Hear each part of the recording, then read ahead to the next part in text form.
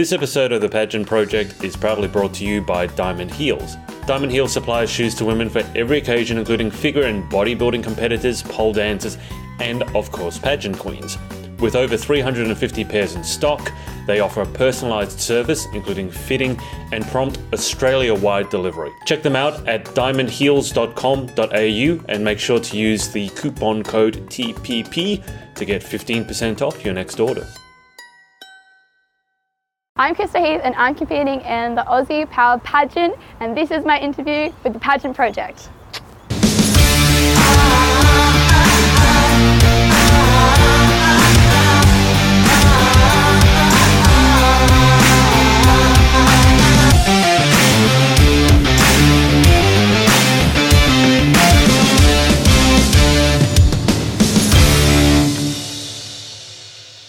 Hey everyone, it's Adrian from the Pageant Project, and I am here with Aussie Power Pageant finalist Krysta Heath.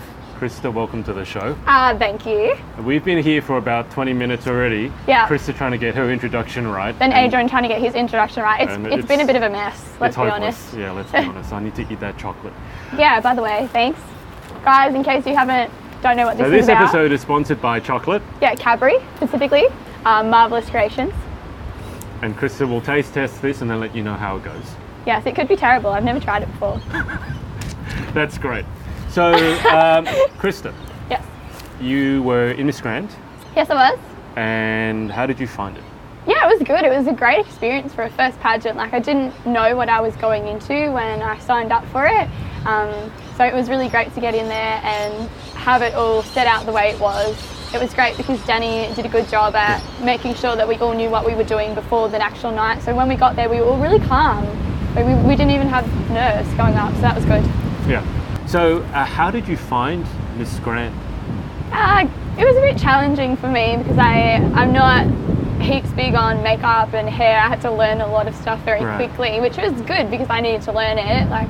But I found it challenging because I don't usually wear like eyelashes and I don't usually put on makes two of us. And so it was very hard. I didn't even know. I'm pretty sure they were all everywhere the whole time. But, yeah. But why did you enter it then? So that was your first experience. Correct. And you're not typically, you said you don't typically do all those things. So why did you decide to enter?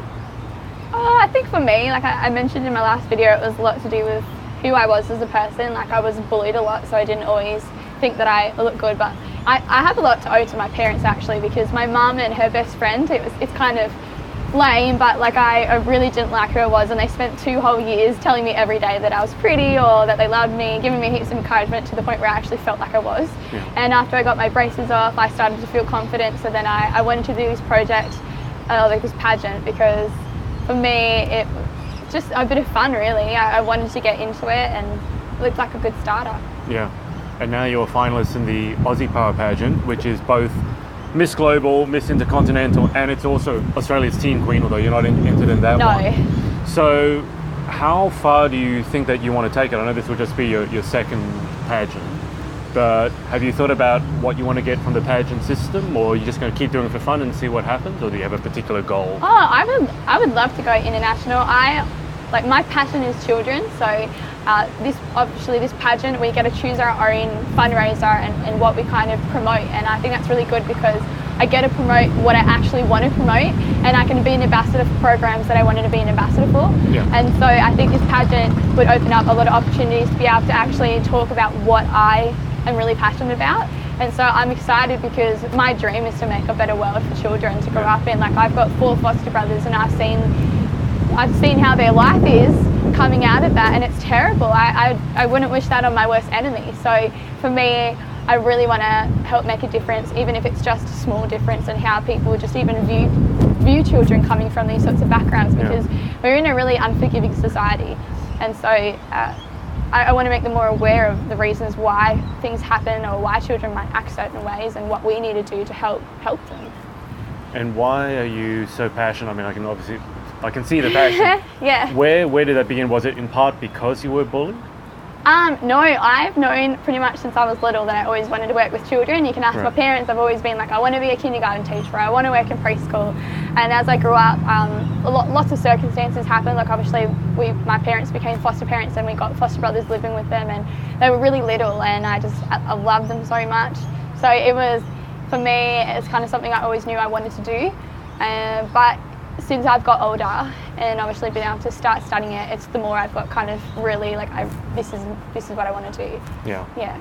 And you work in this field. I do work in this field, yeah. So what's it like on a daily basis? Because I think this is really important for people to understand, because I have worked with little kids and you have to have the patience of a saint. Oh, you sure do. Children go at their own pace, not at your pace.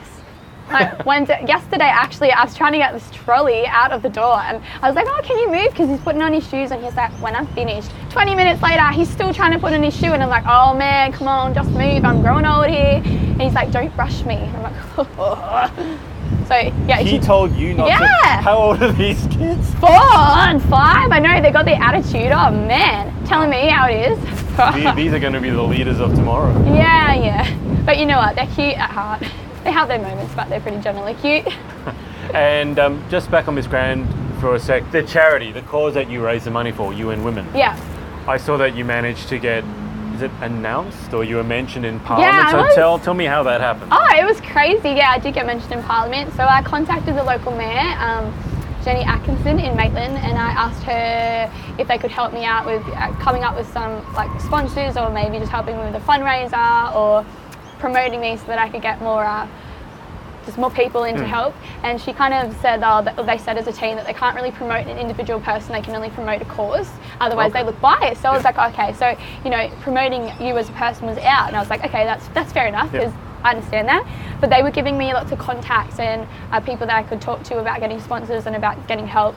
But unfortunately, I got really sick, so I wasn't able to do a lot that I wanted to do. And anyway, I didn't realise that the UN Women was going to be the actual sponsor, because for a while there they just kind of told us that it was violence against women, which we were fundraising for. So the general cause, the general but not the specific. So I was like, oh right, we get to choose our own charity. So I went and chose a local one called Carrie's Place, which is this amazing refugee they look after, and they're a homeless centre as well. So they look after women and children escaping domestic violence, and they take care of children in Maitland and both Newcastle. And I contacted them because they suggested they would be a good place to do it, and I'd already known them from previous stuff we'd done. So I got I think I got 5 businesses on board, and I got about 30 or 40 families on board from my work and from Fletcher and just from my church and stuff like that. And all together we were able to fund, at first I said 600, but when we looked at the numbers again, it was about $1,000 worth of products. And we organised it for Mother's Day, and so we just gave them all packs, a care package. Anyway, Jenny, turns out she's the Shadow Minister for Domestic Violence and Sexual Assault in Parliament, and I didn't know that.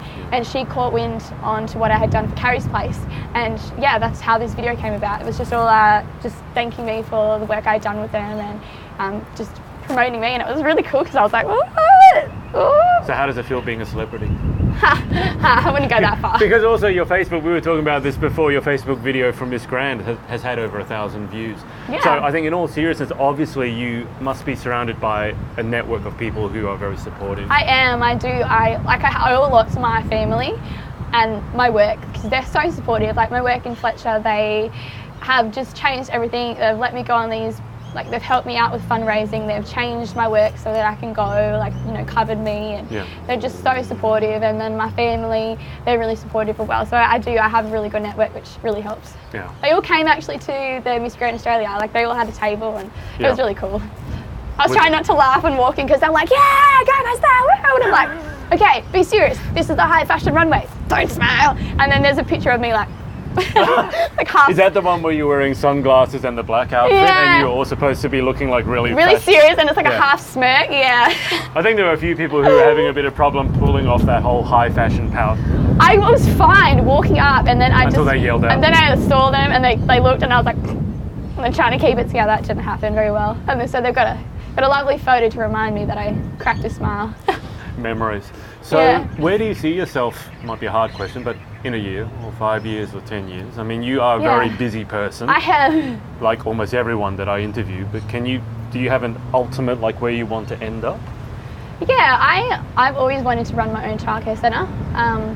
So that has always been a dream of mine. But like I was talking to you before, I think I love childcare, but it's a very full-on job. So I have a lot of other fields that I'm very interested in, so I'd like to explore them a little bit, and I would like to do some more I would love to be higher up in what I'm doing. Like I would like to be like, you know, maybe in a magazine or something. That'd be really cool.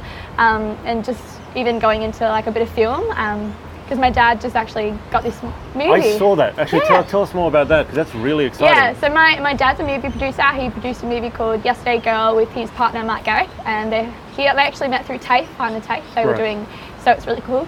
They got together and they put together this movie, the script, and they started filming about 4 years ago. Yeah.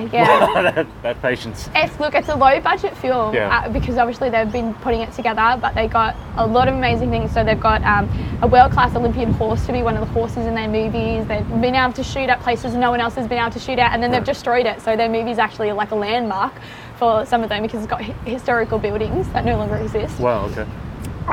So they've done this film, they put it together and they were working really hard, and then a mini movie major picked it up called Global World Genesis or something like that, sorry.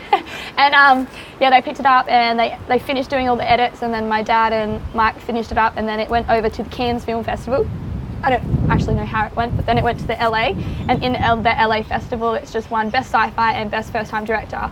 And so now like lots of people are kind of jumping on because they really want to see this movie. China's showing interest and asked for a contract for the movie, which is really exciting. It is, because those are obviously really huge film festivals. Everyone knows the Cannes Film Festival. Yeah, they are. So that must be really exciting. So is that your dad's first film? Yeah, first film. So what made him decide to go into it? My dad has been a graphic designer for a long time. Right. He used to work for the Singleton Army Base, and he used to do all their magazines and stuff like that. And then once he left, he decided he wanted to go into movie making because it was part of his job. And so he's always kind of just had this dream of having a movie, and then he finally got to do it. So that's amazing. Yeah. So can you give us a one-liner what the film's about? Because you said it was about sci-fi. Yeah, okay, so it's Yesterday Girl. The whole point of the movie is that you don't know what's happening till the very end, but it's basically the end of the world is coming, and people are waking up from the dead. It's like weird, and they don't remember who they are, and then as the movie goes on, they kind of remember how they died. And the people that are alive are pretty much horrible people, and they're like, join me or die.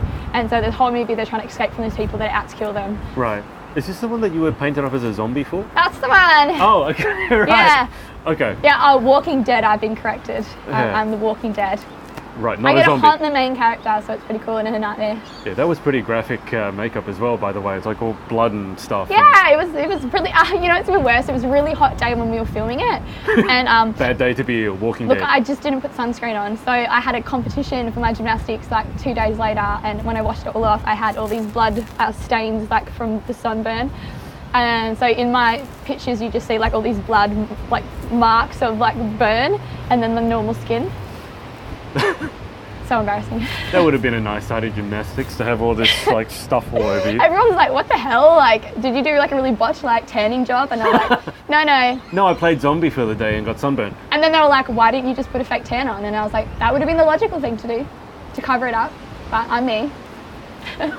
What's next for you? What's coming up, I guess, for the remainder of the year?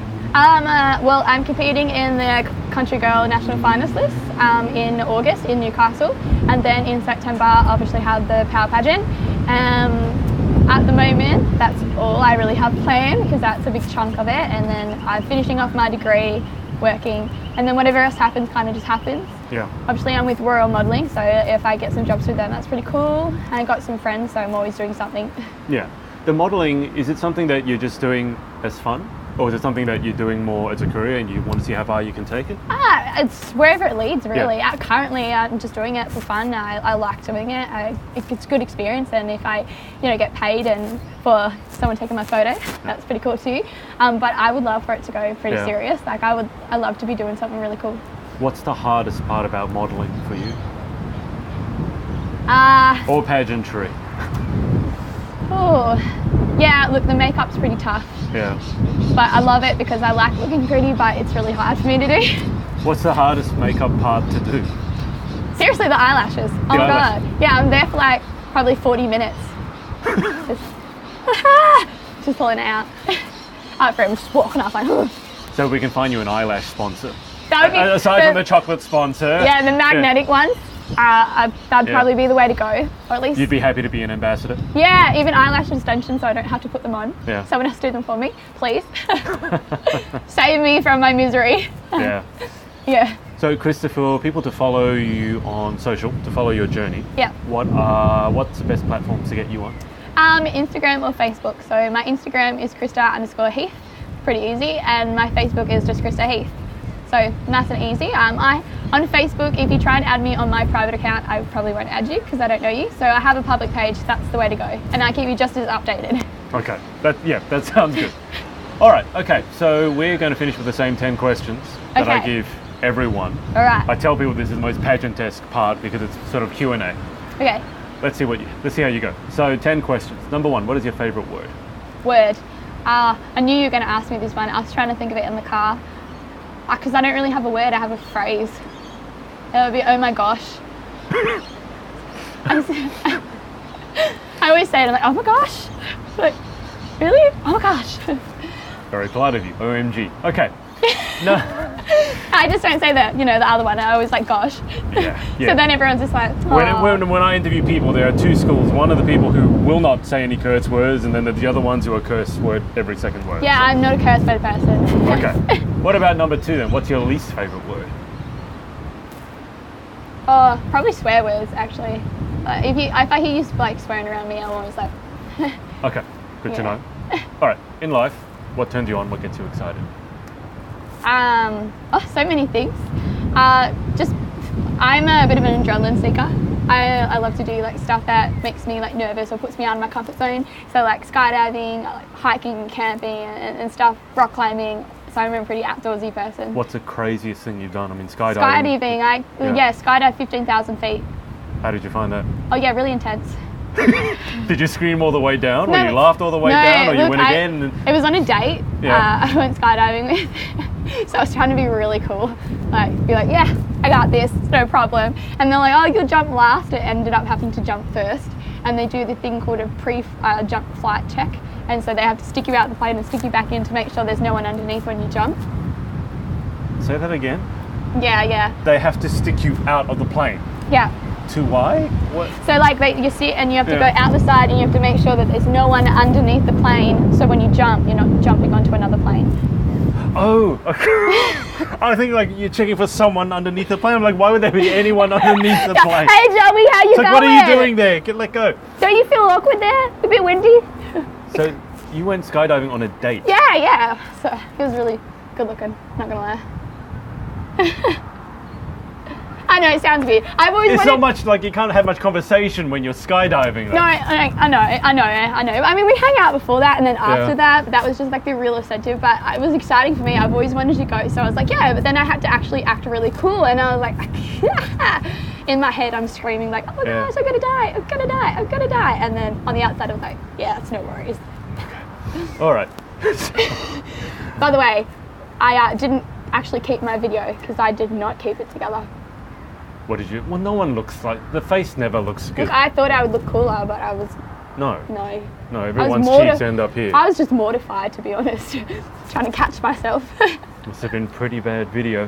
What turns you off? That was what turned you on. You said adrenaline junkie. So what turns you off? Look, I'm not a big drinker and stuff like that, so I don't party hard. So whenever someone wants me to go out and do something like that, it's out of my comfort zone, so I'm usually generally not inclined to do that. That turns me off. They're like, hey, let's go out, or we'll go out here and do this, and I'm like, I'm okay. Yeah. Okay. What sound or noise do you love? Okay, like when you go camping and you're in your tent and you just hear all the birds chirping and the wind and it's raining, I love that. Okay. That sounds a good sound. But I also do love music, so anything with a good beat. What's your favourite music?